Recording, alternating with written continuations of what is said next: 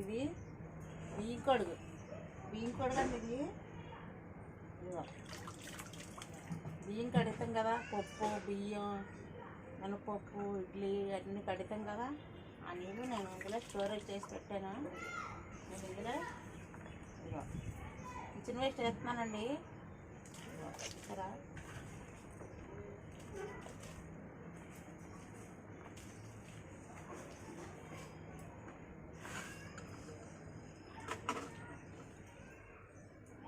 ఇది kitchen waste.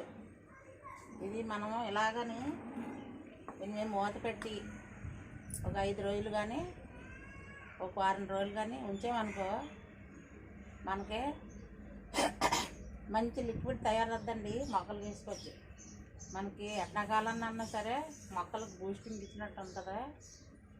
కాయలు వస్తాయి, పువ్వులు వస్తాయి, పూత వస్తుంది, అన్నిటికి మంచి ఉపయోగపడుతుందండి. ఎనర్జీ డ్రింక్ ఇచ్చినట్టే మొక్కలుగా. చూసారా, కిచెన్ వేస్ట్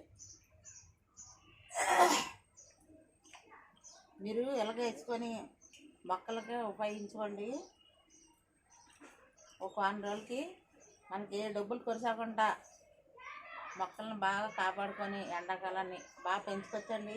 ఇంకో ఇది బియ్యం కొడుగు, పప్పు కొడుగు, ఇడ్లీ కడుగుతాం కదా, అది మొత్తం ఇదంతా స్టోరేజ్ చేసి పెట్టాను ఓ బకెట్లో. నేను దాంట్లో ఒక ఇంత కంపోస్ట్ వేసాను. ఓకేనా, మీరు ఎలా చేసుకొని పెద్ద గార్డెన్ వాళ్ళు కాదు, చిన్న గార్డెన్ వాళ్ళకి చెప్తున్నాను. పెద్ద గార్డెన్ వాళ్ళు అయితే ఎక్కువ చేసుకోవచ్చు, చిన్న గార్డెన్ వాళ్ళు అయితే తక్కువ చేసుకోండి.